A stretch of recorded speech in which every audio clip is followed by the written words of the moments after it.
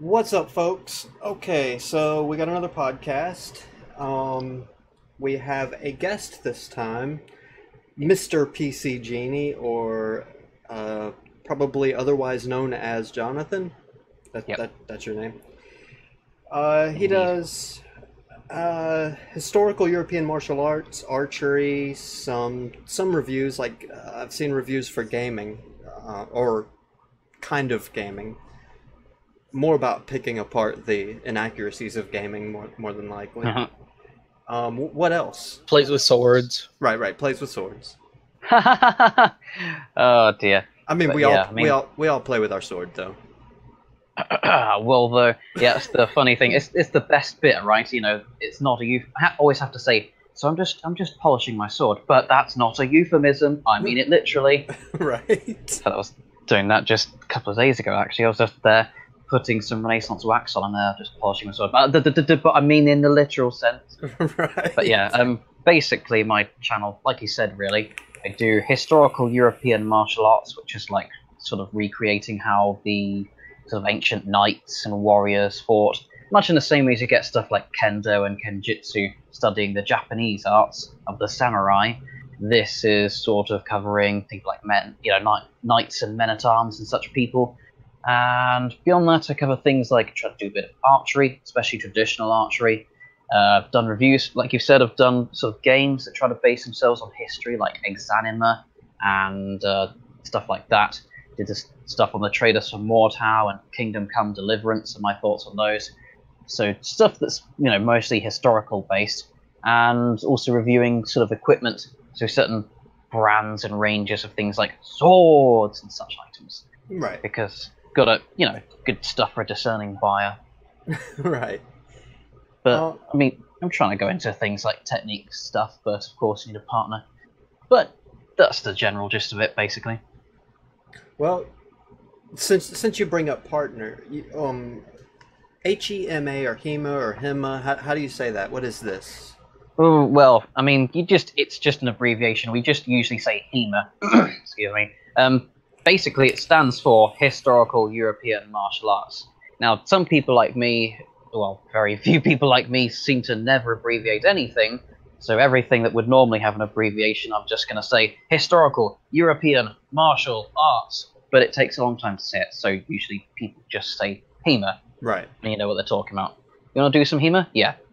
As opposed to, hey, are you up for some historical European martial arts? Right. It sort of takes a long time. Right. But I'm assuming that's some kind of like a meetup or a get together. It's sort of a broad term. It's sort of like how you've got broad terms of things to classify things, like you've got, for example, jiu-jitsu or Krav Maga. It is in a way a martial art, but it is in a way sort of a whole group. Right. Because we're having to go back. There's not so much of a tradition being passed down like with the sort of kenjutsu and whatnot traditions and the rest. It's been forgotten, so we're literally having to dig up these old manuscripts from people like Fiore de la Berry, Hans Talhofer, those sorts of people, and get an idea of, from experimentation and maybe other martial arts experience, try to look at what they mean, what sort of context it's in, doing stuff like that. And then after enough translations, a bit of experimenting in what they call I think it's called experimental archaeology, where you try to sort of, not just look at what's happening, but try to recreate it. A bit like reenactment, but focusing, rather than reenactment, which just kind of covers everything. You got the pottery, you got the tents, you got the clothing, realistic, all of it, the whole scene in a broad sense. Historical European martial arts just focuses specifically on the fighting techniques. I mean, right. A lot of people, especially on smaller budgets, don't even do stuff like wear, brigandine armor or mail armor or gambesons. They just go for the sort of modern safety equipment you need and just get some, swords and try to experiment with those.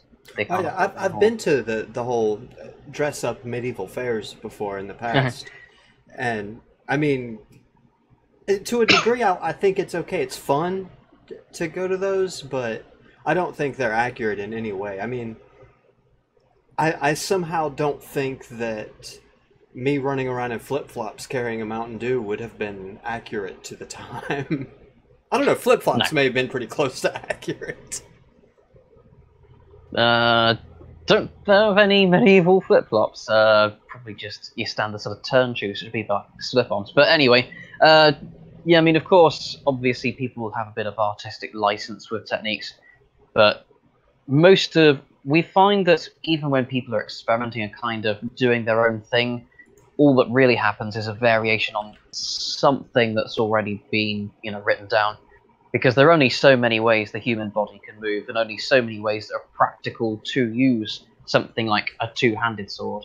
So it's, obviously we try to look at the actual manuscripts to try and recreate techniques, and some particular clubs and organizations are utterly strict. They say, you've got to do it exactly as this guy says and no deviation whatsoever. But most people are a lot more relaxed about it, kind of, here's a general clue and try to experiment from there. Right. You can't necessarily fight, though.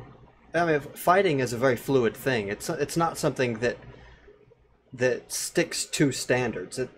Indeed. You don't go, like, when you're training in basic training in the military or in boot camp or whatever, and they say, you do this, this, and this in this situation, when the bullets start flying, everything's out the window. Now it's just a matter of surviving. It doesn't, I mean, sure, muscle memory and remembering certain things will help you in that, but ultimately there is that ultimate objective of surviving, and however you meet that objective is fine. Oh, indeed. And that's why you see, actually, in certain treatises, you get certain contexts for the treatises and whatnot. You've got some that are designed for things like individual duels, which might not, might just be to first blood. They might just be more casual training practice, not necessarily even fights to the death. And you've got others that are more kind of self-defense oriented. So maybe, you've got people who are just street thugs trying to attack you with sickles and things like that, or stuff like that. Or some that have, can be used potentially on somewhere like a battlefield. So you've got that as well.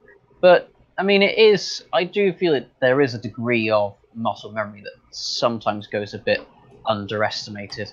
It's just, the problem is, you get some situations like, for example, martial arts which don't actually have sparring, for example. So it's that situation where someone's perhaps rehearsed a technique to do dry on its own, but there's got to be a lot of that. You've got to try to get that balance, You've got to make it as close to real fight as possible, but you don't want to be killing your training partners. Right. As one of the coaches says, don't break your toys, and by that we mean your sparring partners, Right. But obviously we try to create dynamic situations where you can go for it. It's like one of the key things that we do is actually, we have certain bits of safety equipment, and sometimes more than we might have historically. Or, for example, of course, everyone's wearing things like fencing masks and padded gloves, even if you're actually representing, I'm fighting as if I'm just here in ordinary clothes on the street. It's that sort of safety equipment, so you can go full out, and you could do the equivalent of chopping someone's hand off, or breaking a finger, or even stabbing someone's eye out, but they won't actually have that happen to them. So that's one of the good things I find about weapons, actually doing things like sparring with swords, because of course you can do things like have blunt swords. You can even go further into things like wasters, which are the term for sort of training swords made of wood, nylon, things like that. So, of course, you can do a lethal blow, but no one actually gets, fully injured. So you can do something like, for example, one of the things that a lot of people aren't allowed to do in stuff like reenactment or Battle of Nations and whatnot is stabbing. Whereas in things like HEMA, if you were simulating you're fighting against a man in full plate armor, you're actively encouraged to do stuff like half-swording, which is where if you've got a two-handed sword or one-handed sword, you actually use your offhand, grab halfway up the blade, and sort of manipulate it almost like a spear into areas like the eye holes, the neck, cuff of the gauntlet, under the armpits, those areas where if it was a real sharp weapon, you're going to stab into flesh that's not protected in that area by the armor. So you can sort of simulate a real kill or, serious injury that would stop the fight without having to have that aspect of, there's the serious risk, luckily. Okay, so here's the most important question I think I was able to come up with. Okay. Your preferred weapon for the zombie apocalypse? Oh, now, in the zombie apocalypse, it really depends, because it's one of the things, like, the reason the medieval people didn't all carry the same weapon was because they all had them for different purposes. I mean, to be honest, I wouldn't really go for stuff like axes or warhammers or maces, because I'd assume that generally you're not going to be fighting zombies and stuff like military gear or riot armor or stuff like that. I don't know. I mean, the police are susceptible to the zombie virus. Yeah. Military, they're but not even immune. So, I mean, generally, even if there are going to be a few, the vast majority, if we're assuming like it's in the movies where about 99 or more percent of the population turn into zombies, a grand majority are going to be sort of common civilians. Right. So thus, you're talking more sort of what might be the equivalent. Don't forget about the preppers that are going to show up in full body armor too. Well, people like preppers will presumably, if they're prepped and they really are prepping, they're not going to die in the first place. One would assume. I don't know. I think my preferred weapon would be a baseball bat. Yeah, it's super that's durable. One of the funny things as well. It's like if I was arming myself, I'd probably, if I was in an open environment, so I'm just going around the streets searching for survivors and that sort of thing, I would probably want to go for a longsword. That's two-handed, fairly lightweight, cut and thrust weapon. I've got plenty of usability. I can use the quillons, pommel. You can use all the way along the edge. I can stab. I can do all kinds of things, but I'm trained in that. And actually, there's a special preference because I personally have had a lot of training specifically in two-handed swords. So even if you could say objectively X weapon, maybe like, someone, if I was able to get my hands on an M4 assault rifle, you could say that's better. But actually, I don't know how to use those other weapons as well. Something like a two-handed sword. I know how to use it. I know its dynamics.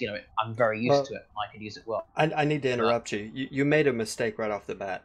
Assuming a zombie apocalypse, your go-to scenario was out looking for survivors. You already messed up. You're already dead. Fuck the survivors. It's all about you at that point. Oh, I try to be a lawful good kind of character. Oh, I got you. So, I'm more along by the assumption, it's not like I'd open a door and go, "Hey there, ready for a hug." I'd be sort of there going, talk to me, or I butcher whatever moves. Neutral evil. 3, 2, 1, and I burst in. In fact, I'd probably go sort of SWAT style, as in, in the movies they kind of do stuff like, they kind of sneak around. Is there a zombie in a cupboard? I'd want to storm in. I'd say, I'm here. I'm looking for survivors. Any zombie that's detecting me is going to come out of the cupboards. I'm going to want to make it overt, obvious, no sneaking, and actually deliberately have them there where I am to draw them and attract them, even maybe with deliberate noise like car alarms, to me. So I'm in an environment where I'm not getting, bitten in the back or something. Well, the question here is, why is there a zombie in the cupboard? Well, I mean, just wherever, you know what I mean, inside a bedroom or around a corner somewhere I might get snuck up on. But to answer the general question, although I say I would arm myself with probably something like maybe an arming sword and a shield, or perhaps something like a two-handed sword, if I was arming other people who are not experienced with such weapons, like you said, perhaps something like a baseball bat might have good reach, but the best weapon I can think of would actually be a spear, because although you might want something like a shorter version and be cautious around things like close environments, and always have a backup weapon like a knife or dagger. That's just a given. You should always have a sidearm like that around. Right. But for general purpose, a spear is really good for beginners, because all you have to do, you can be a coward, you can be someone who's quite angry and aggressive, and you're either going to be trying to run them through, or just kind of jabbing out, kind of sort of backing off, sticking, going poke, poke, poke, poke, poke. You can do it really quickly. When you're doing those thrusts, you've got a quick moving tip, and it's really easy to use. Whereas something like a sword, if you don't know what you're doing properly, it's not going to work. And even in something like a hallway, it actually helps to have something like a spear and shield, because you've got that defense, you've got the reach advantage, because, a zombie, obviously, one of the advantages is, unless we have a particular instance, like in some of those games where certain zombies swing weapons around or shoot pistols and whatnot, the general assumption is zombies want to grab you and bite you. And that's kind of an advantage, because you know that right off the bat that their goal is close play. They want to grab you, they want to bite you. So if you're able to keep them at a distance and stab them, or let them grab you and then use some close-up martial arts, or use a dagger or something like that, already going from the fact that they're going to be trying that close-up stuff, that sort of helps. I have a simple solution. I don't expose myself. Like if assuming the absurdities of a zombie apocalypse, I don't expose myself. I stay hidden. I'm sure you not exposing yourself would be a surprise to Derpina. Well, I mean, I would still expose myself in that way. I don't know. I would seclude. I would just, disappear. Go live in the woods. I'm going to tell you one thing. Armor's going to be a good thing. Never underestimate armor. Oh, of course. I mean, unless you're talking about zombies who suddenly are like Jaws with steel teeth and vice press kind of, machine type pressure. I mean, if I was wearing something like the sort of kit that I've got now, not to say, oh, I'm amazing of armor, just literally, stuff that perhaps quite a few people have lying around, something like a gambeson or mail armor, brigandine, stuff like that. I mean, a Sherman tank. Right. There's a solution. So a zombie bites me, maybe on something like a zombie tries to bite my neck. If I've got a gorget on, I don't give a damn, because I'm wearing a gorget. It's right. Teeth made of bone versus steel that's hardened. Okay, so it's one of the things where I think the zombie apocalypse would somewhat stop before it starts, because people with things like armor, decent weapons, aiming for the head. Everyone's watched zombie movies. They know what to do. Right. Unless they change the rules. Okay, so as a former member of the U.S. military, when I watch a movie and I see somebody in the movie, let's say it's a military movie, and somebody walks inside a building and doesn't remove their cover, or they do remove their cover and they salute somebody with no cover on indoors, blah, blah, blah, blah. It makes me furious. I can't stand it. And anybody that's in the military will attest to this. They see things that...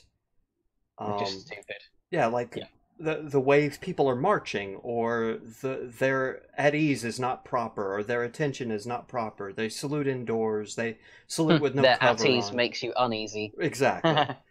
I'm sure the same thing would apply to that same departure from reality when it comes to medieval movies. Does that bother you? Oh, believe me. I mean, people, obviously, you can still love, when you're watching stuff like maybe Lord of the Rings, or right now Game of Thrones, you can always sit and appreciate, the story, the characters and development and the plot and all of that, and you can, really still appreciate that and love it for those factors. But in terms of stuff like sword fighting, once you take up HEMA, you can't go back. You can never quite so seriously watch those films ever again. That's my biggest problem. If I can't not seriously watch a film, and then at the same time, I can't. It's unconscious, isn't it? Yeah. You just notice these things. And then once I notice it, it's over for me. I'm like, nope, I can't. I got to go do something else. Yeah. So that's always bothered me. The whole departure from reality. Okay, moving right along. I was going to say, if you want, I can certainly give you some specifics. But if I tell you the trade secrets, you'll probably never be able to watch a medieval themed thing seriously ever again. Well, a suggestion: you turn that into content, make a video out of it. I probably should, I mean, not only do you get the distinct pleasure of ruining everybody's movie-going experiences, you also get to make content. Probably should do that. Okay, I noticed one of your videos you were playing with a sling, and it dawned on me, like, I never considered it in the past. I mean, I know what a sling is. I'm not a moron, but it just dawned on me when I watched that video that it's a unwieldy weapon with a marginal range at best. It can't possibly put out killing power for large game, maybe small game. It's not stealthy. I mean, you're making a large movement and noise. I mean, it seems like a bad weapon to me. Super inefficient is the word I used. It's one of those things where the main problem is actually it's literally the most portable projectile weapon in the world. I mean, right now, in fact, let's have a check in my pockets. Usually I'm carrying a sling in my pockets. No, it's out at the moment. But yeah, I mean, it's something where a sling is something you can just carry around in your pocket. So it's certainly not cumbersome in that sense. You know, if obviously you've got something like a pole arm or a large firearm or something like that, you know, you've got to be carrying it around, lugging it all sorts of places, and it's quite a bit of weight. But a sling, it's literally just a few grams, pop it in your pocket, Bob's your uncle. But in terms of its usability, it is a very difficult one to use. That's one of the reasons why you can actually see it in history. You've got things like slings. They're certainly useful and even deadly weapons against armored men sometimes, but it takes a lot of training to use over many years. So then you see the bows, which, you know, you can get a good bit of power out of them. They're easier to use. You can use more reliably usually, and it's pretty good. And then you upgrade. You know, you've got things like my point is, which are easier. Then you move on to guns, but it's a lot to do with ease of use. Right. But they can be lethal. Don't underestimate slings. My way of thinking was, now I wasn't considering warfare. I was just considering for the acquisition of food. It just doesn't seem like a sling could be accurate and have enough penetrating power to take out, say, a deer, whereas a bow could easily do that. It could potentially, I could see a sling potentially killing a rabbit just from impact force, but I just couldn't see it killing a deer. They have been used reliably to kill men before, so I'd certainly disagree with that. It's mainly, you've got a lot of factors involved. The sling version that you see is more of I'd call it sort of a heavy duty sling. So when you've got a longer sling, it's harder to be accurate with it, but you can get greater range. You can start to get slightly heavier projectiles, and you can really sort of whip it for the distance. You use it almost like trebuchet it, slings it over, casts it over a great distance, and it doesn't lose momentum quite so much. And with smaller slings, it doesn't give you that range, but you can, load it quicker and just twill and sling it faster. And like I say, I mean, there's a lot of practice involved. Also, there's a lot to do with the ammunition. If you've got, obviously with stones, you get certain versions that aren't so dense. So they've got more air drag on them. They will shatter rather than stay intact and try to punch into things. And at the most extreme end, with actual slingers, what you'd actually have is either things like baked clay, so it's hardened, it's toughened, it's going to be denser. I was going to say ball bearings. Yeah, things like perhaps steel could, balls could work, or lead. That was what they used historically. And actually, they even had them sort of rugby or American football type of shape with sort of the pointier, so that when they go through the air, there's a good chance that they're going to punch into things, rather than just a complete round circle. So actually, your best projectiles aren't just round. I mean, you can obviously you'll be getting pretty good range and, perhaps better accuracy out of them, but your actual punch and your power, I mean, metal projectiles like lead, obviously, they give you less air resistance, and they're going to be heavier and denser, and they're going to have that power in them when you sling them with a good bit of casting strength. So that's why lead was quite preferred. And yeah, I mean, they have been used to defeat, like I say, even people with lighter forms of armor on. So it certainly is something you could take out, something I could deal with. It's just, the problem is it requires a lot more practice and skill than if you're using something like a bow or crossbow. That's again why that's why things like slings and bows have been replaced by firearms. Not to say they were first, more powerful. In fact, your early firearms were not that powerful compared to bows and crossbows. Early firearms were unreliable, inaccurate, weak. But they still ended up replacing those earlier weapons because they're easy to use. Right. Yeah. Once you've got the general gist of this is how to load and fire it, you get a firearm going and maybe maintain it well enough, you can use it reliably and without too much training. Obviously, I'm not saying that skill is bad. Right. Obviously, a trained marksman is going to do exceptionally well. But if you're talking about dum-dums, just peasants out of the field, or people in a zombie apocalypse who spent all their life as accountants or shop assistants, and you've got to say, so you can either pick up this sling, this bow, or this gun. Obviously, the best choice for this dum-dum is the gun. Right. So that's why the slings. Long story short, the sling is a great weapon, but it just requires way too much training when you can reliably use things like bows or crossbows or firearms instead for a similar result without as much hassle. Arguably better results. I mean, modern day firearms are going to be especially high caliber, or a high energy rifle, a high power rifle is like the BMG, for instance. I mean, that can take out an engine, like go through an engine block. So that's that's definitely a utility. Obviously, we're at the pinnacle of firearms, so those are going to be the best. Right. I remember a while back a YouTube channel that was oriented mostly towards weapons, not entirely towards weapons. I can't remember for the life of me what his channel was called. But, I mean, he did, like, fire starting and survival stuff, but also weapons. His channel was taken down. Or, I don't know if all of his channel was taken down, or just a vast chunk of his videos were taken down because they had weapons in them. And then there was a big stink on the news, and I think he eventually got his channel back. How has that, if it has that affected you in any way?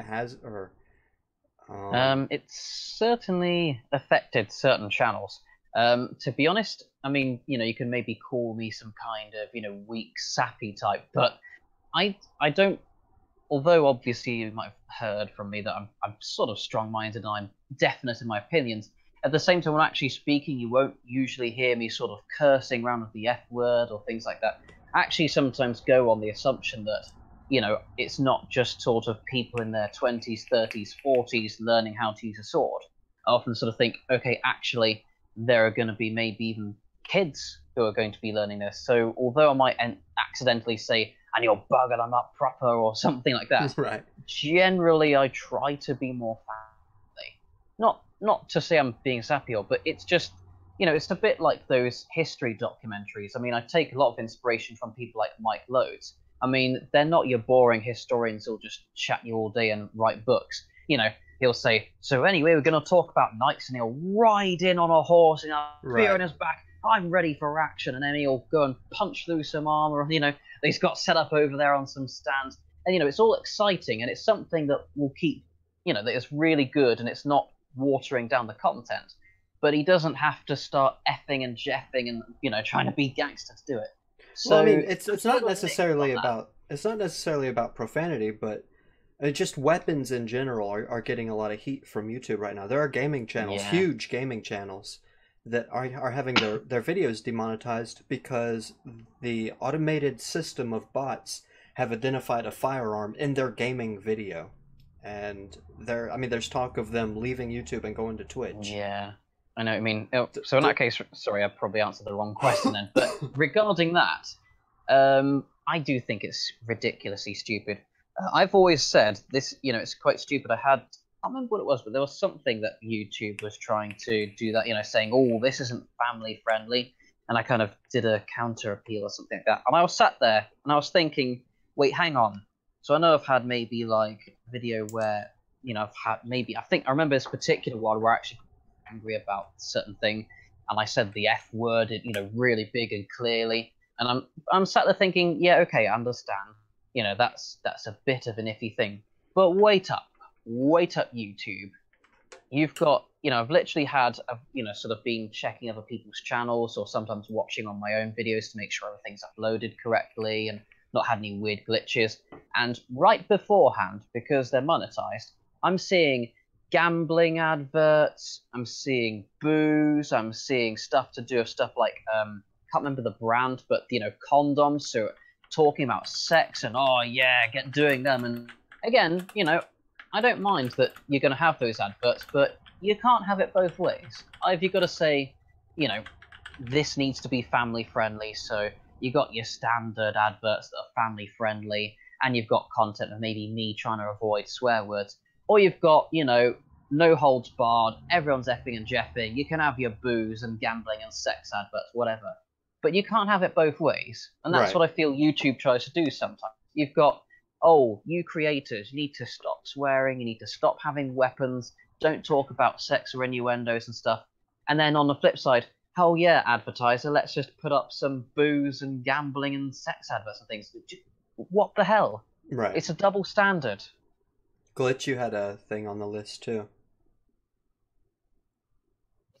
Yeah, I've actually got two things. First one, I was looking at some of the stuff you were talking about online, and I found there's a debate going on versus which is better, dexterity or brute force, brute strength in a fight.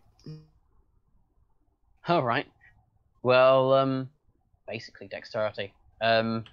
Essentially, I think of it, I mean, I'd almost, sometimes maybe I play too many video games, but I actually think in a sort of gamic way. Or maybe it's my mild autism where I think of things in a sort of mathematical and digitized manner. But I always think, if you were programming real life as if it was a game, you'd have a sort of a strength threshold. So if I had a weapon, like I'm going to pick up my sledgehammer, right? Obviously, my strength is too little for this sledgehammer. So I suffer a penalty, I'm not as fast, I can't hit as hard, I'm not as effective in doing things like parries or whatever when I hold this sledgehammer. So obviously the stronger I get up to a point, the better I'll use the sledgehammer. So I'll pop this down. So I grab something like my arming sword, my favourite sword. Probably heard it ding. Yeah. It's only a couple of pounds to 2.5 pounds.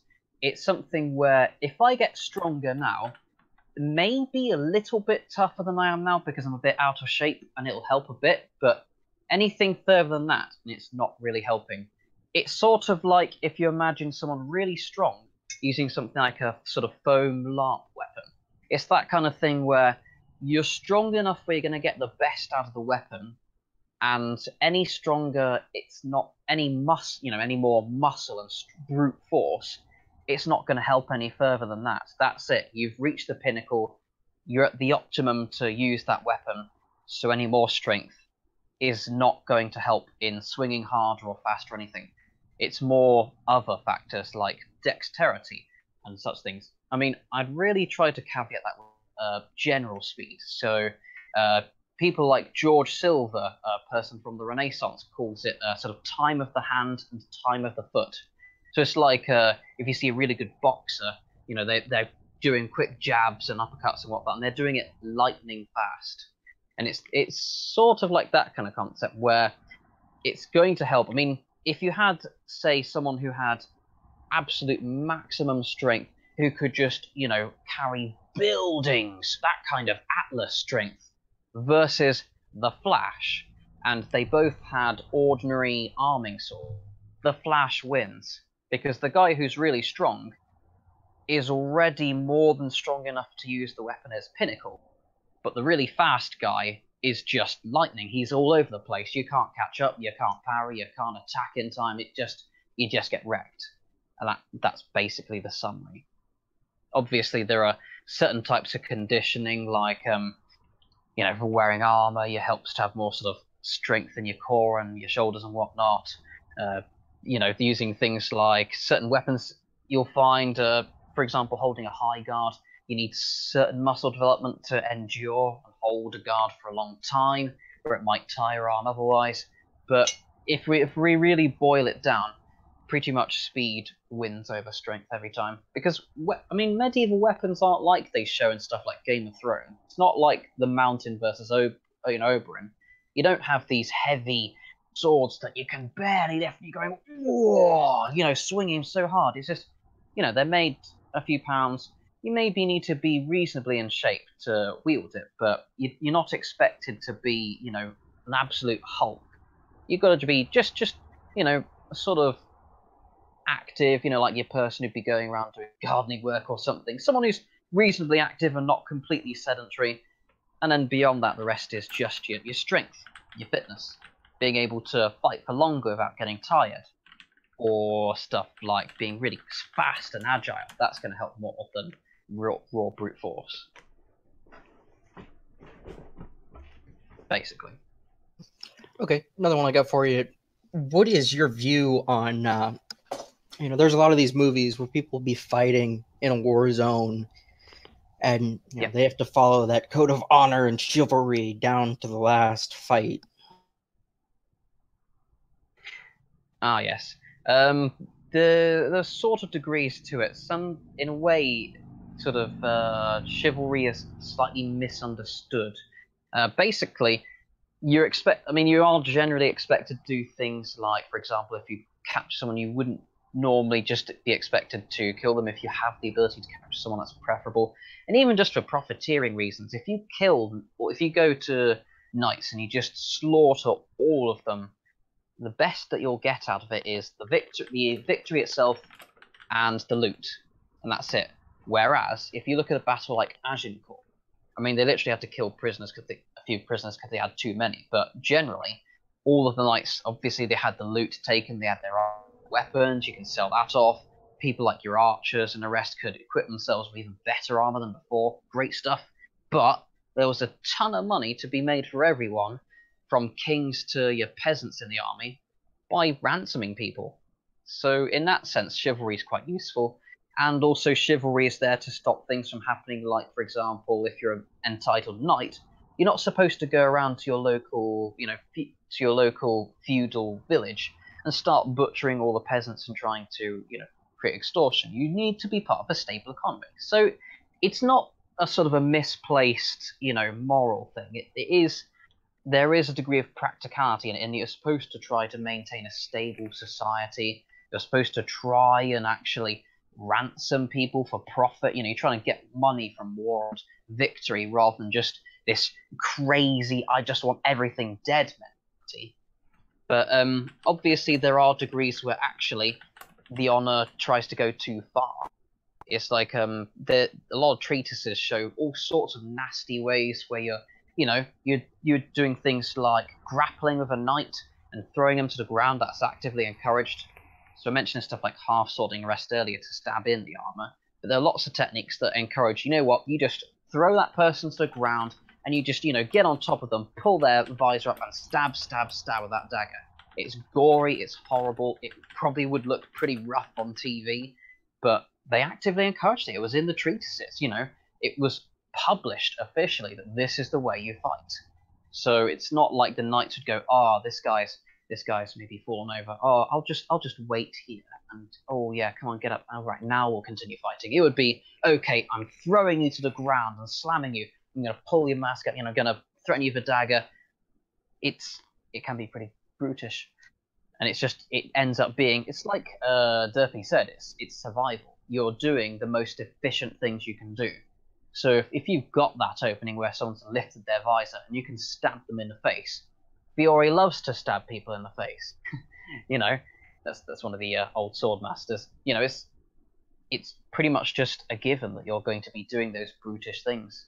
There are very few exceptions where you wouldn't be doing that. I watched a documentary a while back about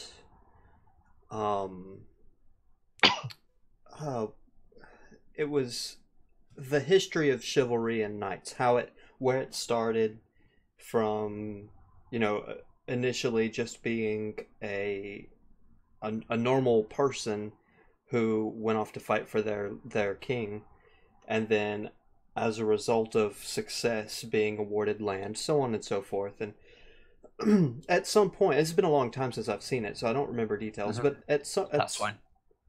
At some point, they were talking about how disputes were settled via one-on-one combat, and yep, very rarely did this result in a death.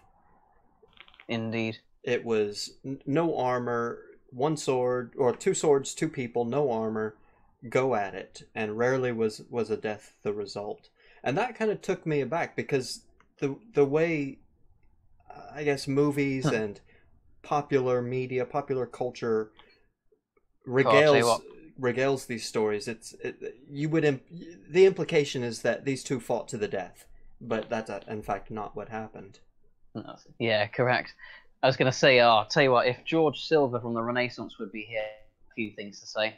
But yeah, like you say, generally you'd be expected to do things like thrust. You'd be doing various techniques and trying to get the upper hand on the opponent. So, there was definitely blood, but rarely was there death. One of my favorite things I've seen with regards to things like dueling is there were these people who expect that, when you look at things like modern sport fencing, who expect this kind of advance and retreat in the same line, and you got to have this right away. But you see stuff like this. I saw this small sword manual.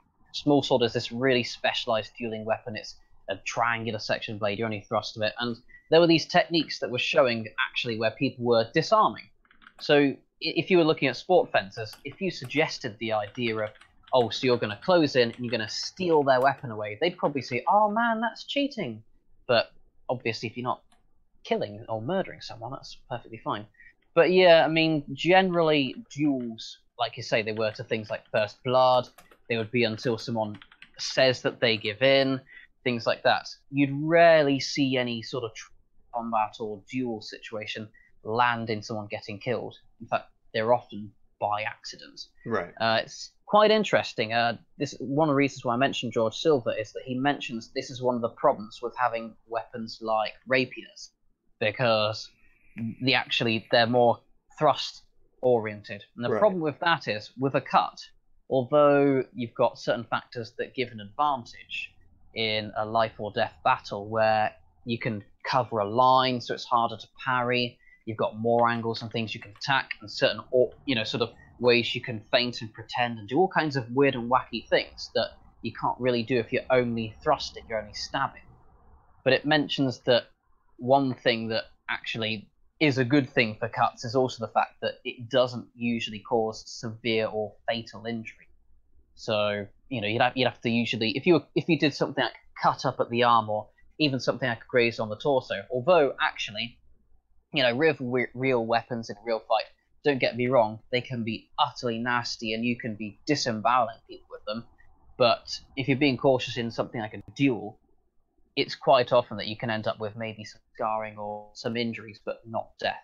Right. Whereas with thrusting weapons like rapiers, I mean, you only need to get to penetrate 3 inches through the breast and you punctured the heart or lungs or something. And even going into things like maybe the arms and legs, it's quite easy to puncture the arteries. So It's not to say that cuts or thrusts in a life or death duel are objectively superior, but if and when a stab is successful, it's more likely to be fatal. And for a dueling context, that's actually pretty bad. Because with a cutting weapon, you can go, you may be carving, you may be grazing into someone's skull, which, thanks to biology, is pretty darn tough.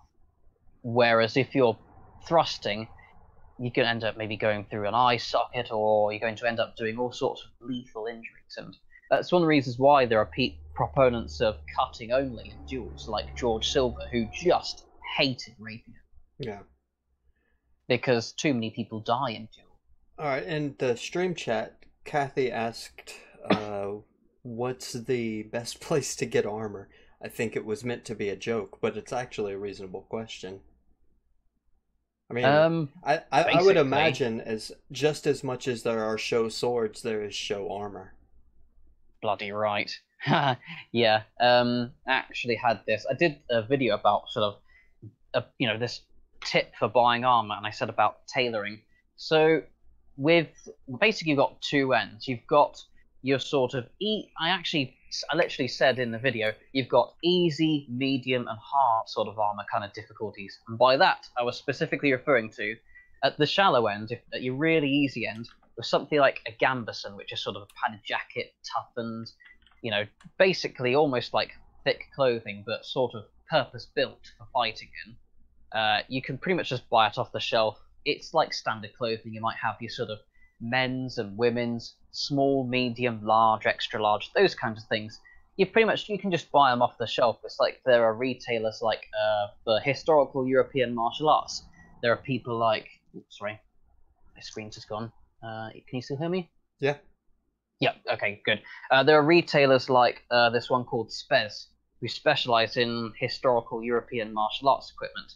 And you can just buy their gambesons. You get a rough sort of idea of the dimensions in your small, medium, large. Buy it, get it delivered to your house, and that's fine. It'll fit you perfectly. So that's the one extreme, where it's really easy. You've got your standard armor you can buy off the shelf, and it's pretty good. And it's going to protect you perfectly fine. It's not going to restrict you. It's good value for money. And then at the other extreme end, you've got plate hard. And this is my word of warning to anyone who wants to buy a sort of knight's plate armor, because that's going into very hard mode. This is Dark Souls hard. It's basically, if with plate armor, because obviously it's steel, it maybe has a bit of flex to it in its temper, but the general assumption is it's rigid and you don't want it to move. It's going to stop that sword. It's a rigid item. So the problem is with things like plate armor, and I ended up buying one off the shelf and regretting it ever since. If you've got plate armor that's not absolutely perfectly fitted by an armorer to your exact dimensions, usually even taking casts of your body parts and doing things like measuring actively on your body while they're doing certain adjustments, it's going to end up fitting horribly. You'll end up restricted. You can't bend your limbs properly. It's too heavy. It's too bulky. It doesn't work. You can't bend properly. You can't do anything. So that's the two extremes. So hence, if you're just getting something like, long story short, if you're just getting something like a gambeson, some sort of padded armor or a fencing mask or something like that, your easier sort of armor, just go for it. Buy it off the shelf. Get something that's reliable, got a few nice reviews, good stuff, like a Red Dragon fencing mask or a Spez gambeson jacket. That's good. But if you're getting something hard, like, some proper plate armor, if you just buy it off the shelf, you will regret it. In fact, some people sometimes actually told things like, knights couldn't move properly in armor and this and that and the other. And the reason is their experience of plate armor, either they haven't ever worn the stuff before, or they've got this cheap crap they've bought from storefronts. Right.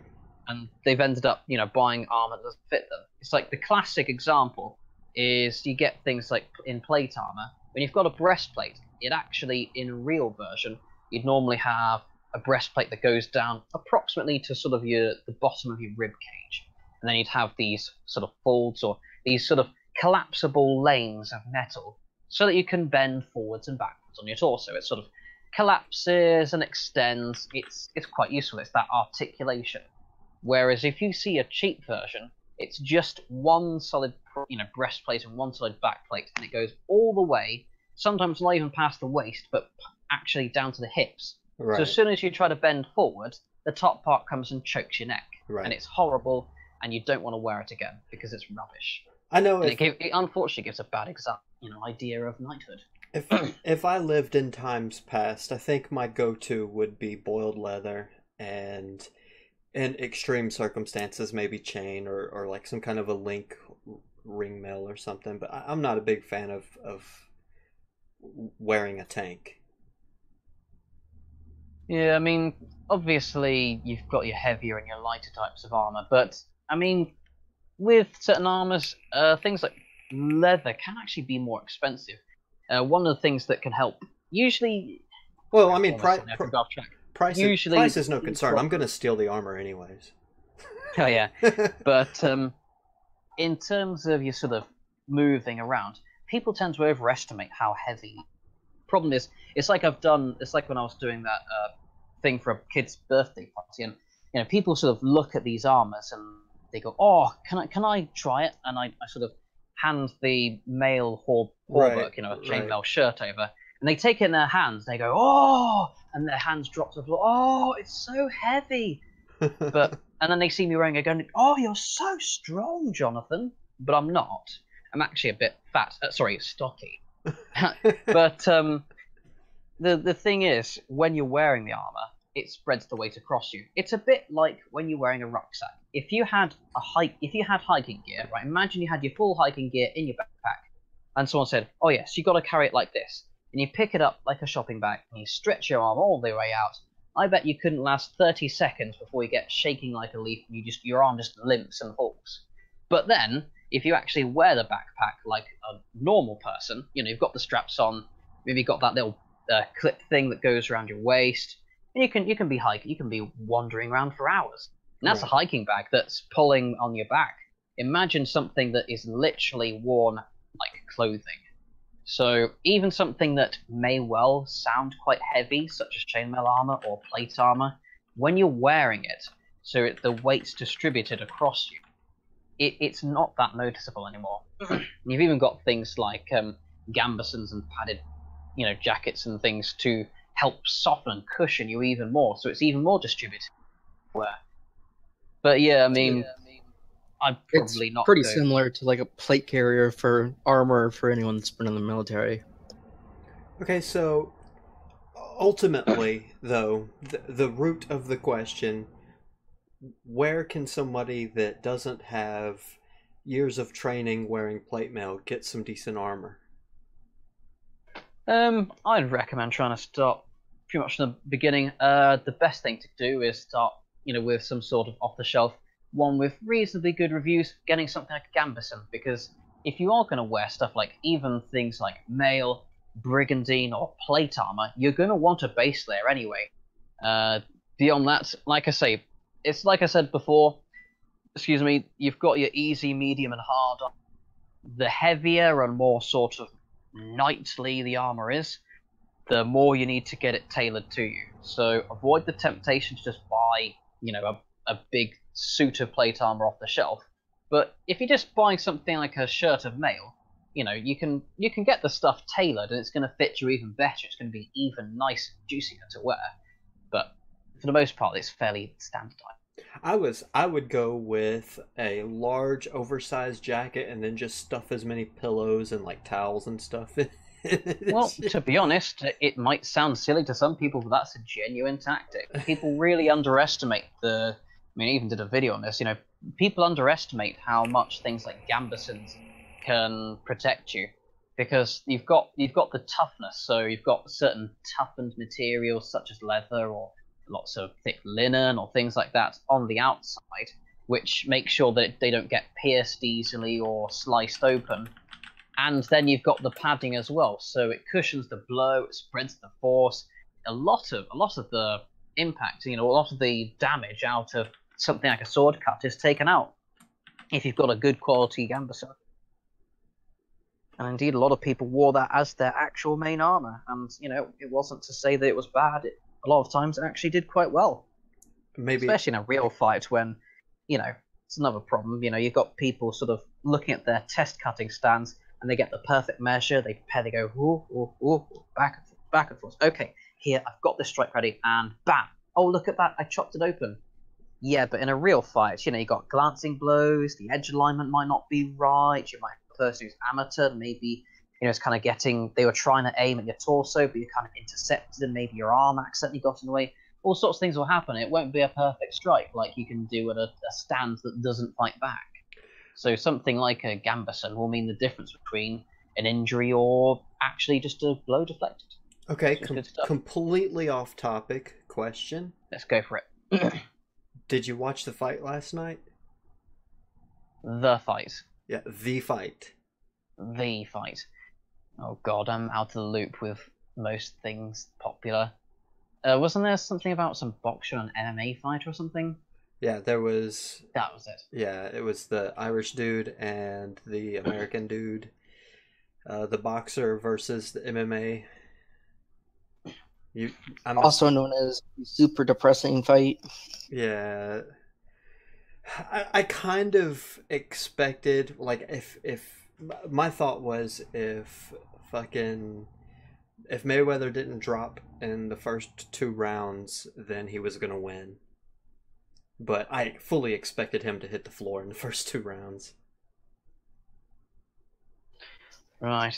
I mean, I'm not so experienced. I mean, what was the sort of rule set? Were they just doing more sort of boxing style fighting? Was it more kind of MMA No, it style was fighting? totally leveraged towards in favor of the boxer. However, the MMA fighter agreed to the terms, so it's on him that he lost. Right, I was going to say, because that's one of my problems why I don't really watch things like boxing so much. Not to say there's anything wrong with the Queensberry rules, but with things like the historical European martial arts that I do, although people do obviously stuff like punches, jabs, uppercuts, and all of that, a lot of what you see in stuff like boxing, the assumption is, and again, it can work fine. I'm not poo-pooing it, just that it's something that's foreign and alien to my own kind of style. A lot of it is kind of, you want to get that knockout blow, that sort of, you punch them and smack them so good that they just drop. Whereas in something like what we usually see in what's called abrazare in the Italian medieval styles, or ringen in the sort of German styles, a lot of it is kind of, you start out with kind of stuff like punches, kicks, and doing all of that, but the assumption is you're doing that to soften them up, to then throw them onto the floor and slam them, or wrestle them, or kind of tackle them, or do something more rough and tumble like that. Well, I don't. Whereas, I'm not. In something like boxing, you're expected to be standing the whole fight. Yeah, I've never been a fan of boxing. It's nothing wrong, but it's so alien to me. Because, I mean, literally all the stuff I've learned so far pretty much is wrestling. Right.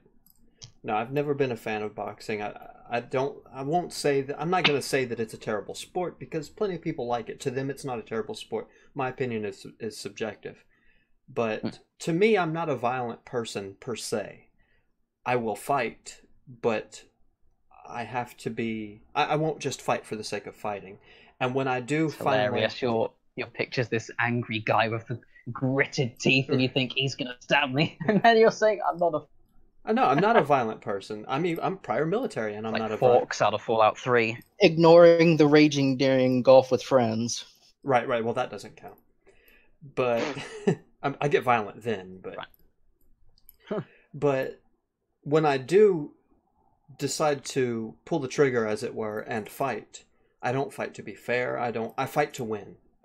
If you're going to get me to fight, I'm going to be as brutal as I can in order to secure a victory. Ultimately, at the end of the day, I'm not a big fan of pain, so I want to get it over as quick as possible. That's kind of why I lean more towards, if I'm going to watch fighting, professional fighting, it would be MMA, because it's more brutal. It's more along the lines of the way I see fighting. Whereas boxing is just, hours of punch after punch after punch with these gloves on.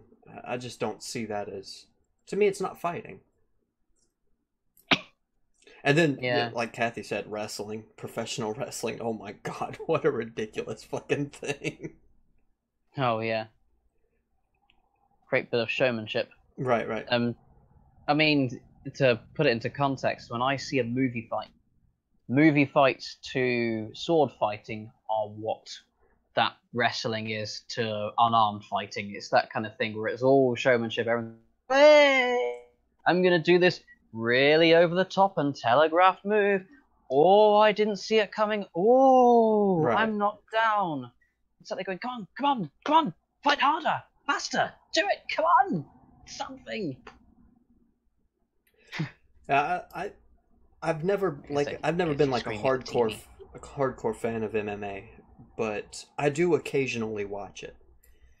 And I don't know, last night really fucking depressed me, because in my book, the real fighter lost. That's the way I saw it. But I mean, also at the end of the day, he agreed to the terms and still was willing to jump into the ring. So it's on him that he lost. Yeah, exactly. It's one of those things where and ultimately, he didn't lose. He walked away with $100 million. I don't call that a loss. I'd love that. God, things I could do with my channel if I had $100 million. Oh, fuck. I don't know. After last night's fight and the Pacquiao fight, I kind of think those fights have been staged so far. You think? Conspiracy theory. Yeah, I mean, I feel like the ref didn't give the dude a fair cut. I mean, as soon as he started getting hit, the ref called the fight and called it a TKO. I don't agree with that at all. Cool. It reminds me of the sort of things I hear in the HEMA community. When you got certain rule sets and things, and obviously people are experimenting, and sometimes you get ones where people really go, "Oh, if the rules are different, I won." Yeah.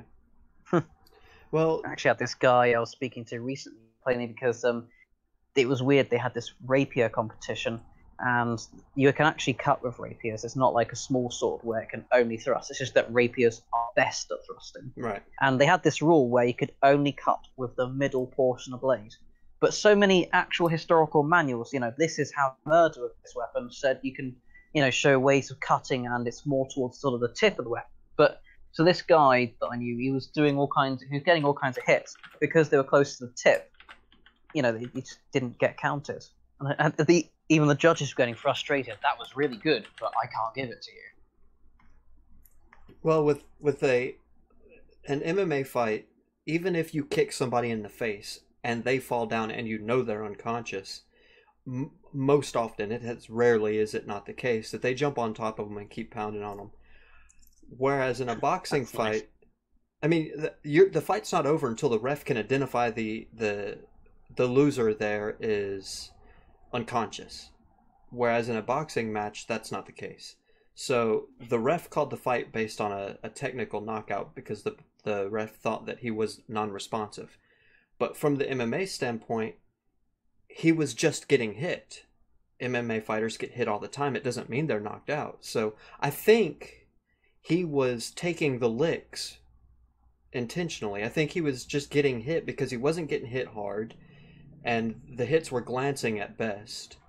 And he knew that round was soon to be over, and he would get a breather to sit down and take a break, but the ref called it on him.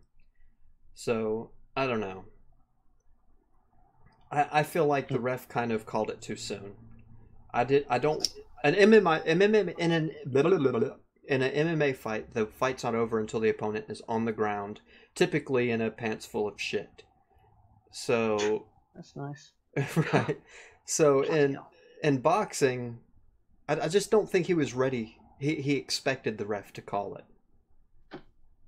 Well, that's the other thing though. Like with the Pac-Man fight, Pacquiao took 3 hits from Mayweather in the right, 11th round, and they called it right there. They didn't continue the fight. It was just running around, took a few hits, and the ref called it right there. Yeah, I don't care for that.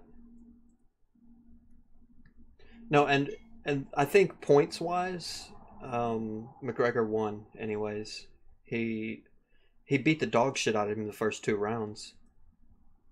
Anyways, we're a little off topic here. We're not talking about weapons or medieval times. I don't know about that. I'm not seeing any more questions in chat. Just general banter. Any point of views? Anything you want to bring up or point out? Well, like I say, I can always ruin your movie-going experiences forever. One of the funny things that people often do when they're doing a movie fight is the sword pushing. It's like they'll kind of go, ding, and they'll go, push, and nothing's going to happen. Whereas in real fighting, in HEMA, although you wouldn't normally be binding in such a normal way, normally your sword would be kind of outstretched a bit more. You'd be kind of, like you were trying to swing rather than just kind of expecting from the beginning to be pushing swords or something. It's typically called a bind, and there are lots of things you can do from a bind. It's like there are ways where if a person is a bit stronger or has more leverage, they can kind of push the opponent's sword just a bit out of the way. They've got the line, and then they can maybe stab them in the face. Fight over, rather than pushing on the sword forever and hoping something explodes. Right. Or conversely, if you've got less leverage or you're weaker or whatever's happening, you can see the opponent's pushing your sword that way. You deliberately let go of your sword, you swing around, cut them from, let's say you're cutting from the right, you bound, you can't hit them anymore from the right, so you just go around and hit them from the left. Easy, fight over, unless they're parrying and the rest is continuing. But it keeps the fight going, and it's more exciting than just pushing on a sword forever. Well, or there are other things where you deliberately close in, slide along quillons, and you take the sword, or you throw them to the ground, and it's one of those things where I mentioned in the video that realism actually equals fun sometimes. If you just have people pushing on swords, and maybe they'll have a chance for some dialogue or character development, but the actual action is rubbish. You've got these people who are they're pretty much, I mean, if you eliminate the fact that they've maybe got the sword scraping sound, maybe got a bit of shuffling as their muscles are tensing, as they're trying to push harder, the actual stuff happening is nil. They're stood there, their swords are in the same place, and nothing's happening. Whereas when you look at actual fighting techniques, you've got situations where you could have maybe the person who's supposed to win does something really cool, like throws the opponent to the ground or disarms their sword, and does some kind of finishing move that's really exciting. Or you can have the fight continuing and dynamic to keep going if you need to draw the fight out, like maybe they disengage and attack from the other side, but then they're parried, and something's happening. So with that realistic version, it's actually more fun than just watching them stand still, do bloody nothing. I dislike all the sword slapping in movies. Just the constant clink, clink, clink, clink, clink, like 45 seconds straight. The funny thing is, I've seen people come to our clubs who've watched, and I literally say, I know you've watched too many movies. Well, I know that person's watched too many movies, and they actually start swinging at my sword, and I literally say to them, my sword doesn't bleed. Hit me. Right. Literally have to actually directly say it to them. Look, you're not. And if they continue to do it, I actually just, obviously you can't be brutal and try to beat up the new guys. Some people do it in martial arts, but you're just putting people off and they just feel upset. Right. That you're just being horrible to them and essentially bullying them. So I don't do that, but I obviously sometimes show them the techniques. And if I've gotten to that point where I say, look, my sword doesn't bleed, I do. What I tend to do, especially in sort of arming sword or two-handed sword, there's no extra weapon, is this particular technique where I see this person, they're just swinging for my sword so hard. So I drop the blade. So let's say my sword is pointing up towards their face or their neck. I just drop the point down so it's towards their feet. Their sword flies off into God knows where, off into the sunset. Get the point up and thrust. So then I, just a gentle poke, told you, and just point to them. Look, in the movies, people, they just keep hitting each other's swords, but nothing's going to happen. Yes, you can bind swords; they lock together. You can nick your do sword, fancy techniques, damage your swords. Well, no, not really. I mean, at best you'd be getting something like a nick or something. You're damaging your own sword for maybe a nick, and yeah, maybe something might happen like a really crap quality sword will bend or snap, but it's not something that happens especially frequently. It's more the exception than the rule. It'd be maybe a sword that's really old and worn, or a sword that was really horribly made that's going to do something like that. Even with things like spears, you can't chop a spear in half really easily. It's going to be something where there's a particular weak point or it's already damaged or something like that. So if you hit someone's sword, either they realize you're not hitting them, so they're no longer scared of you. That's one of the things that happens. That they realize, okay, that sword is not a threat to me, so I'll just cut them into pieces, whatever. Wow. Or they go, okay, he wants to hit my sword, let's bind. Stab him in the face. Or, like I said earlier, there are things you can do where bind. A new person is just, it's literally the beginning and the end is, I'm hitting your sword. Whereas the other person who's clever is thinking, okay, he's hit my sword, what can I do with this? Maybe I'll slide along and stab the face, or maybe I'll slide closer and grapple and take their sword and whatnot. I'll do something with it. As opposed to the end goal being, hit the sword, and, what? My opponent didn't bleed when I hit the weapon? How can this be? I have a solution. Solution for all of it. You bring a hand grenade to a sword fight. Well, I mean, there are situations where I've got things like bows and even things like if you look at the latest Saber that we do cover in HEMA, there are situations that show people who've got things like pistols. Did you just say laser saber? No, later Saber. Oh. Because historical European martial arts covers everything from as early as you can find anything up to sort of... I heard laser as well, and I was like, what the fuck? Sorry. No, later stuff. But, yeah, you've got projectile weapons, and it's actually funny, I did see this thing in a manuscript once that was about how, this guy's got a musket, and you've got a sword, what do you do? And it tells you to sort of zigzag while they spend their shot, and then close in and chop them. So they have considered projectile weapons. Almost feels stupid when people go, "Oh, what about guns?" I even did a whole video about it because I was. Yeah, but that was what about guns? What about hand grenades? Well, with hand grenades, you've killed yourself. Well, generally, I mean, what about the holy hand grenade? Oh. Well, I mean, think about it this way. It's a bit like video games. Aren't you supposed to have a good kill-death ratio? So, well, I mean, I'm dead, and he's dead. 1-to-1 is a good kill-death ratio. Yeah, well, that's it. And that's, you're out of the fight. No, you respawn. Sure, Derpy. Yeah, you respawn. Yeah, sure thing. Whatever. But yeah, actually, that reminds me of something that was mentioned in other people with their videos in HEMA. A lot of people in the movies, it's like there was this scene in Game of Thrones where I think it was Arya or someone like that was being taught to use a sword. And they were trying to give this gritty idea of using a sword. This, just stick them with the pointy end. Oh, yes, it's brutal. You don't do fancy stuff. You just kill. But it was actually pretty bad because one of the key things that people forget about sword fighting is if you're too, although like I said earlier, if you're too defensive, like using swords, they know not to be scared of your weapon and they'll just butcher you. Conversely, if you're too aggressive and you're that kind of person who just tries to get a hit on the other person, doesn't give a damn about himself, that has actually been shown in historical records of people in duels and in warfare.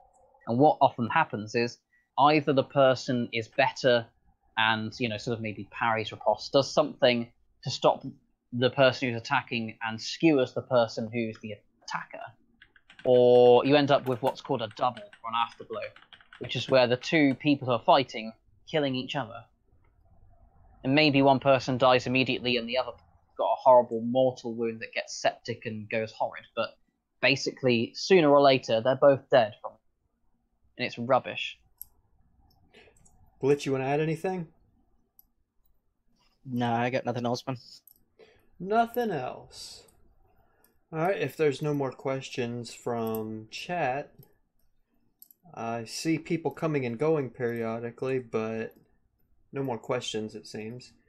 What do you think, audience? What's that? I was going to say, what do you think, audience? Right. Trying to see if they'll ask any questions or not. Kathy? She's been our talker today. Surely... Let's just call her out for the hell of it. Yeah. Give us a question. Pressure intensifies. Most valued talker. MVT. Yeah. Ah, snap. I'll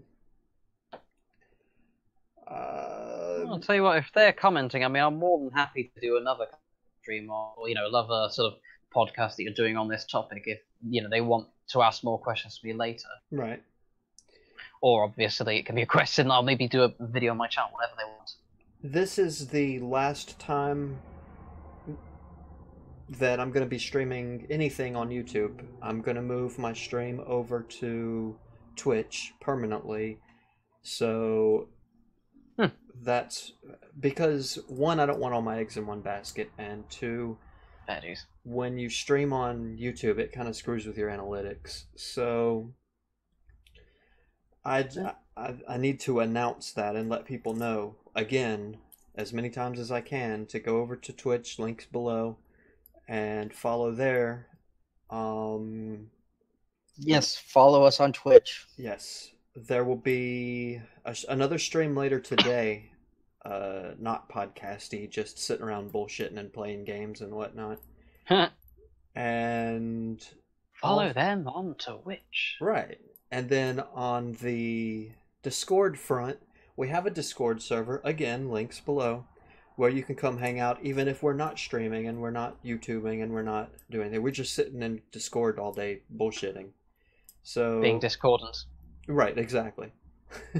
So there's that. And I think when I do go live on Twitch, regardless what I'm doing, I'll be uploading a short video to YouTube that just basically announces that the stream is coming up, and then when I'm done streaming, I'm gonna take the video back down. But you can also follow us on Twitter, and we post when streams are coming up on there as well. Right, and we also post dank memes. But hate memes. Yeah, that's gonna be that. I think we're gonna shut it down now. Thank you very much for showing up, and all right. We'll see you next time. I was the PC Genie. See you later. Later, yeah. bitches. While we're at it, PC Genie's link is below as well. Go check out his channel. Yes. I forgot to mention that. Videos and all sorts of things. Right. He could use more subscribers. I could. I'm only at 493. Right. So that's it. Twitch, Discord, Twitter, Facebook if you're particularly dull. And that's it. Peace, fuckers.